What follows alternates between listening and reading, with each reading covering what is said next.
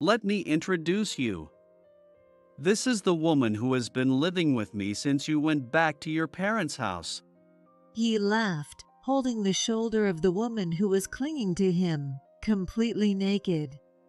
While I was at my parents' house for the birth of our twins, my husband had moved his mistress into our home. The mistress acted as if she had always lived there. It's your fault for getting pregnant. You don't do any housework, and you won't even be with me at night. There's no point in staying married. My husband had insisted that pregnancy wasn't an illness when my morning sickness was severe. He despised me for becoming a housewife, calling me useless. His cold attitude intimidated me, and he shouted to justify himself. Even after giving birth, his attitude didn't change. Our newborn started crying, frightened by his loud voice. I'll divorce you, so take those noisy brats and get out.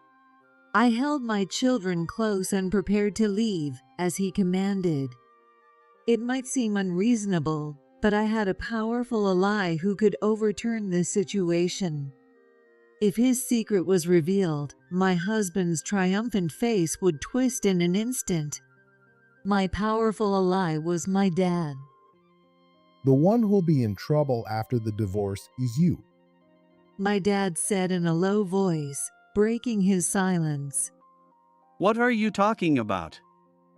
This has nothing to do with you. You should leave too. My husband retorted, staring directly at him with a solemn air. You don't know anything, do you? Immediately, my dad's words caused my husband and his mistress to turn pale. My name is Jane. I'll be 60 this year. I have twin children, a boy named Ethan and a girl named Claire. I named them with the hope that they would grow up to be straight and kind-hearted, inspired by sound and light. Their dad's name is Michael. We met when I was in college, and he was 3 years ahead of me. Michael had lost his parents early and supported himself through scholarships and part-time jobs. He was an excellent student and very handsome, but he kept a low profile to avoid attention from women at the college. Despite his young age and hardships, he was determined to carve out his own path. And I admired and had special feelings for him. My persistent efforts paid off, and we started dating when I was a sophomore and he was in graduate school. Our relationship was smooth even after Michael graduated and started working. He landed a job at a well-known financial company, both domestically and internationally.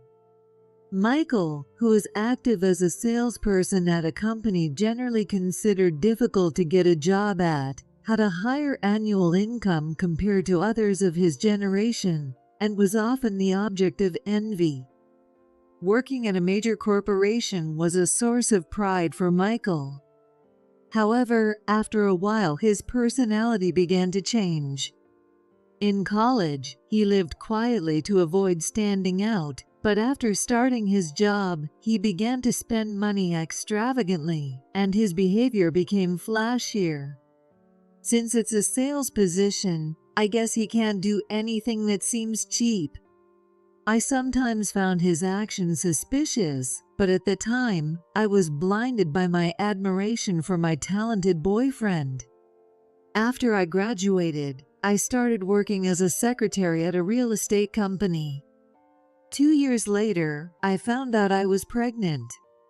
Michael acknowledged the pregnancy, and we soon got married. I thought I was at the peak of happiness, but not everything was rosy. At 2 months pregnant, I was hit with severe morning sickness. It was so bad that I could hardly get out of bed and had to take frequent leave from work. At that time, maternity leave policies were not as developed as they are now, and many women resigned when they got married or had children. I didn't want to cause any more trouble for my company. I'll focus solely on protecting my unborn child now. With that thought, I decided to quit my job and spend the rest of my pregnancy quietly. Michael didn't seem to think well of this decision. When he came home from work, he sighed at the sight of me lying in bed. Are you slacking off again? The room's a mess, and there's no dinner. You've been like this since you got pregnant. I was throwing up all day today, too. I can't even keep water down. I'm worried if my twin babies are growing healthily every day. Pregnancy isn't an illness, right? Yet you quit your job. I don't accept that. You can't even do one house chore for me, working late every night. You're useless. That's not. At that time, Michael truly despised me for becoming a housewife. He seemed to think that my morning sickness was just an excuse to slack off on household chores. His cold demeanor and condescending gaze intimidated me. And no matter how difficult things were for me, I had no choice but to comply with his demands. My pregnancy with twins made my belly grow heavier quickly, and even after passing the stable period, my health did not improve. Michael firmly believed in traditional gender roles. Men work, women manage the home. No matter how much I asked for help, he had no intention of assisting with the housework. The combination of poor health and stress eventually led to a diagnosis of threatened premature labor. After discussing with my doctor, I decided to return early to my parents' home in New York, where they would take care of me. I can get away from Michael. I felt relieved at the thought. But my relief was short-lived as Michael called the landline at my parents' house. Leaving the house is so irresponsible. Without you, I can't get proper meals or do laundry. Don't abandon your duties and rely on your parents. Don't be unreasonable. I need to prepare for the birth. Are you defying me? You're being selfish when I'm the one supporting you. Don't bother coming back. Michael hung up the phone. Terrified by his intimidating tone, I sat down right there in the hallway by the phone. Why did he only ever think about himself? Why didn't he care about me or our children? Where did the Michael I once respected go? I was so confused. Jane, what's wrong? My dad noticed something was off and gently helped me up. My dad, always kind and gentle, placed a hand on my shoulder, helping me stand. Overwhelmed by his warmth, I broke down in tears. My dad called my mom, and they both took the time to talk with me. Slowly, I shared everything that had happened. The emotional abuse I received from Michael during my pregnancy. If it continues after the birth, it might harm not only me but also my children. I'm scared and live in fear every day. I admitted to my parents that I was considering our divorce. And I ended by saying, I'm sorry for being such a disappointment. My parents listened quietly until I had calmed down, and then my dad spoke. If you want a divorce, that's fine. This is your home too, and you can always come back. There's no need to apologize. We'd rather hear words of gratitude. It makes your mom and me feel better. My dad smiled, lightening the mood, and my mom smiled shyly beside him.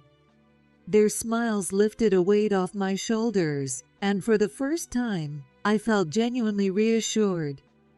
I wanted to show my children the same love my parents showed me. I wanted to protect them and hear them say, "Thank you." That would make me truly happy. For the first time since becoming pregnant, I felt optimistic. Michael didn't contact me again after that.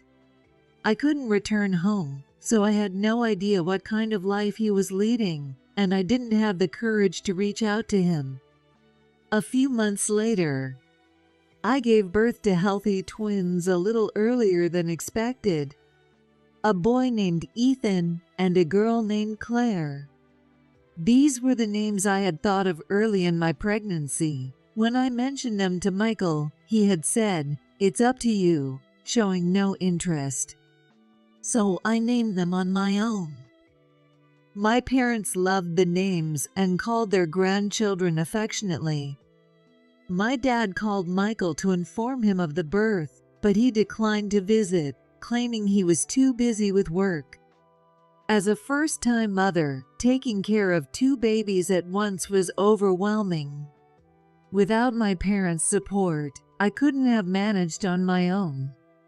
Even a month after the birth, Michael hadn't come to see his children. I planned to return home after the first month, and my dad had informed Michael of this, but Michael never came to pick us up. So my dad drove me, Ethan, and Claire to our house where Michael was. I felt a bit scared to see Michael again after so long, but I thought that with my dad there, he wouldn't treat me coldly. Maybe seeing the children would bring out his paternal side. With these faint hopes, I stood at the front door with Claire in my arms while my dad held Ethan. Nervously, I opened the door and was shocked by what I saw. There, next to Michael's leather shoes, was a pair of high heels. Shoes that I absolutely didn't wear during my pregnancy. I knew those shoes weren't mine. I was stunned. This meant Michael was inside with another woman. Unable to comprehend the situation, I staggered into the houses. Wait, Jane. My dad seemed to sense something and tried to stop me as I was drawn into the house, but it was too late. When I opened the living room door, Michael was sitting close to a young woman, likely the owner of the high heels. Clothes were scattered around them. Jane! The naked couple in front of me were shocked by my appearance. They hurriedly gathered their clothes to cover themselves, looking pathetic. To shield Claire from the sight, I covered her eyes with her swaddle. Michael, what is this? Have you been cheating me? As I demanded an explanation, my dad slowly walked up behind me, holding Ethan. Michael and his lover were initially startled, but soon looked at each other and laughed defiantly. Let me introduce you. This is Kate, my colleague. She's been living here with me since you left for your parents' house. Kate, the young woman, looked at me with her pretty eyes. This was the apartment Michael had moved into after getting his jobs, and I started living here after we got married. Kate acted as if she had always lived here. Despite this being our first meeting, she spoke to me sarcastically. Sorry, but Michael told me how you never do anything around the house. That's why we ended up like this. But it's your fault for neglecting such a wonderful man just because you were pregnant. I never wanted to get married in the first place. I wanted to focus on my career and have more fun. It's your fault for getting pregnant. You stopped doing housework and wouldn't even be with me at night. What's the point of staying married? Michael justified himself angrily, his loud voice causing Ethan and Claire to start crying. Irritated, Michael covered his ears and glared at us. Oh, this is why I hate kids. I'll divorce you, so take those noisy brats and get out. Yeah, this is our home now. Kate added, clinging to Michael with a smug look. Anyone would see them as a handsome couple in love, a scene like a painting, and it made tears well up in my eyes. You should be holding your newborn children, not her. But I couldn't find the words to express my anger. My weakened postnatal mental state and the shock of the situation clouded my thinking. Holding the crying Claire tightly, I turned my back on Michael to leave, as he demanded. Dad, let's go. As I called out to my dad and headed for the door. Wait. The one who'll be in trouble after the divorce is you, Michael. My dad, who had been silent until now, began to speak in a low voice. His tone was so unlike his usual gentle manner. He stared straight at Michael with an air of authority. What are you talking about? This is none of your business. Just leave with Jane. You two work at the same company, right? Yes, we work at a prestigious firm. You'd never get a job there, old man. So, it's an office affair. Is that right? My dad calmly confirmed with Michael, unaffected by Kate's insults. Michael, irritated by my dad's attitude, snapped. What the hell is your problem? If you've got something to say, just spit it out. You don't know anything, do you? It's a good thing I brought my business cards today. My dad handed Ethan to me and pulled a business card from his pocket. Reluctantly handed to Michael. Michael's face turned pale as he read it. You are a corporate attorney? Yes. I'm the legal advisor for several major firms in New York, including the MU Group, where you work. That's impossible. It's true.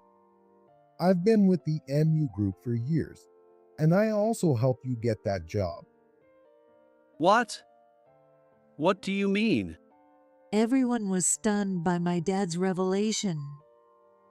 When Michael was job hunting, my family and he had dinner together, and he had talked about his dream of working at the MU Group. I liked Michael. He had big dreams and worked hard for them. Even if he wasn't dating Jane, I wanted him to succeed, so I put in a good word for him with the MU Group's hiring team. I didn't know. I respected your pride, so I kept it a secret. But it seems I was mistaken. What do you mean? An office affair goes against the clean, proper image the MU Group strives for. If it gets out, it could harm the company's reputation and client trust. I've also been concerned about your treatment of my daughter, so I've had you investigated. Here are the findings. My dad pulled out photos and documents from his briefcase, detailing Michael's misdeeds. I had no idea my dad had been doing this. What is this? It seems you've been doing whatever you wanted at the office, hitting younger employees and touching female colleagues. You managed to hide it well, but one brave employee came forward and your misconduct was exposed. This can't be happening. Your punishment has already been discussed internally. The notice will come soon, but you'll likely be fired. No way. And earlier, you told my daughter to leave this house. If anyone should leave, it's you two. This apartment belongs to me. What? When you started living here, the previous owner wanted to sell due to old age, so I bought it. Notices were sent to all tenants, but it seems you didn't see it. I don't want to resort to drastic measures, but if you continue to mistreat my daughter and occupy this place, I will issue an eviction order. My dad revealed one shocking fact after another. Michael was speechless, unable to comprehend what was happening. Kate clung to Michael, seeking help. But no one could stop my dad now. You dare to smear my name and mistreat my beloved daughter and newborn grandchildren. I won't forgive you. Prepare yourself. Damn it. Michael, I'm divorcing you. My dad and I will ensure you pay alimony and child support. Kate, you'll be paying alimony too. No. I spat out those words, shielding my babies from Michael as I left. I saw him, on his knees, shaking his head in frustration. Thus, my divorce from Michael was finalized. Facing my dad's wrath, Michael was fired from his job, evicted from the apartment, and left struggling to survive. According to my dad, Kate, who was only interested in Michael's income, abandoned him when he lost everything. The alimony was paid into my account by Kate's parents, who were furious with her and disowned her. Kate was also fired from her jobs and was struggling financially, but her family refused to help when she sought their assistance. Desperate for money, Kate ended up working in a nightclub. After the divorce, I stayed at my parents' house with my children. Although I considered becoming independent, my parents suggested I stay with them to help raise the twins. Watching Ethan and Claire sleep peacefully beside me, I thanked my dad. Dad, thank you so much for helping me back then. It's all right. Hearing your gratitude makes me feel like I protected you well. Is that so? You'll understand one day. At the time, I didn't fully grasp my dad's words. He emphasized gratitude over apology. Ethan and Claire grew up to follow their kind grandfather's teachings, expressing thanks without hesitation. Nearly 20 years later, my dad passed away. He was diagnosed with cancer 2 years prior, but it was already too late. He lived with a smile until his end. During his funeral, I continuously thanked him in my heart. Around the same time, Michael stopped paying child support. He was supposed to pay until the children graduated college, but the payments gradually ceased until they stopped entirely, as if timed with my dad's passing. With no contact, I have no idea where he is or what he's doing now. I lost contact with Michael and, needing to care for my elderly mom, couldn't search for him. Fortunately, my dad left a substantial inheritance, enabling Ethan and Claire to pursue their dreams in college. 10 years after Michael disappeared, Ethan and Claire turned 30. With my mom gone and the children moved out, I sold the family home and began living alone. One warm day in May, the doorbell rang.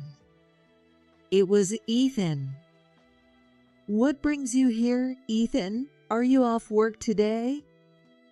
Yeah, it's my day off. I brought your favorite cake. Let's eat together. "That's a rare treat. Thank you. Come on in." I invited Ethan inside and began preparing tea. After graduating from college, Ethan became a successful surgeon at a large hospital in New York. When he learned my dad had terminal cancer, he chose to become a doctor to help as many people as possible. I worried about his lack of days off and his health, but he found great fulfillment in dedicating his life to his patients. I was proud of my son. By the way, something interesting happened recently. As I looked at the box of cakes, deciding which to eat, Ethan sipped his tea and began his story. What he shared was shocking. Michael, my ex-husband, had been admitted to Ethan's hospital. Seeing the name on the medical chart, Ethan couldn't believe it, but it was indeed Michael, who had been missing for nearly 10 years. Michael entered the examination room with a woman about Ethan's age and was shocked to see Ethan sitting there. Why are you here? Well, I'm assigned to be your surgeon. You've got to be kidding. Before the child support stopped, Michael had occasional visits with his children. Recognizing Ethan's face and the distinctive mole under his eye, Michael realized the doctor was his son. He suddenly became fearful and began pleading with the nearby nurse. Please, transfer me, or get me a different doctor. He'll kill me. What's wrong with you? The woman accompanying Michael, apparently his new wife, looked confused. Michael clung to her, loudly confessing his past deeds. I abandoned him. I neglected him and his mom to have my affair. I ran away without paying child support after my scary father-in-law died. He must hate me, right? Do I hate you? Yes, I do. I knew it. You're going to botch the surgery on purpose for revenge. Please, don't kill me. I'll repay the unpaid child support with interest somehow. In a complete panic, Michael revealed everything without being asked. His new wife, unaware of his past, was initially stunned by his outburst, but soon left, disgusted. Michael was then escorted out by the nurse. The commotion was loud enough to be heard outside the examination room, attracting the attention of other patients. That's not a funny story. I was stunned, placing my hand on my forehead. I never imagined such a coincidence. I felt sorry for Ethan, having been dragged into this mess by my ex-husband's foolishness. Even if I hated him, I intended to do my job properly. But because of the commotion, I had to be removed from the case. Of course. There's more to the story. Do you want to hear it? Suddenly, Claire, my daughter, interrupted our conversation. Apparently, I forgot to lock the door after Ethan arrived, and Claire scolded me for it. What do you mean, more to the story? His new wife came to me for a divorce consultation. She wants a lot of alimony. Claire had become a lawyer. She dreamed of being like her grandfather and passed the bar exam while still in college. Now, she worked at a law firm near my houses, preparing to start her own practice. Recently, Michael's new wife, unaware of who Claire was, came to her for advice after discovering her husband's previous marriage. It was an unbelievable coincidence for the second time. When she told me her husband deceived her and I asked for his name, I couldn't believe it. I connected the dots after hearing Ethan's hospital story. That's unfortunate. By now, the man must have realized his mistakes, don't you think? The man refers to Michael. It's clear from the way they speak about him that neither Ethan nor Claire has forgiven him enough to call him father after he abandoned us. As Claire moved the cakes Ethan brought onto plates, she answered Ethan's question with an exasperated tone. Apparently, he hasn't learned his lesson at all. I've seen through my work that people who cheat tend to do it repeatedly. So, I recommended a detective agency to his new wife, and they found out he was involved with other women too. What a scumbag. Since he's hopeless, I handed the case over to a senior colleague who specializes in divorce. I have almost no memories of him doing anything fatherly, so I don't feel sorry for him at all. I agree. I never felt sad about not having a dad. I had mom, and our grandparents were always kind to us. Ethan and Claire laughed as they spoke. If my dad hadn't stood up to Michael and his mistress that day, I might have ended up raising my children in a terrible environment. I'm deeply grateful to my parents for all the love they gave to my grandchildren. At the same time, I often feel that my children grew up well not because of my efforts. I sometimes worry if I did enough for them as their mom. By the way, Claire, what happened with that? It should be arriving soon. Just as Claire glanced at the wall clock, the doorbell rang again. As I started to get up, Ethan stopped me, and Claire went to the door.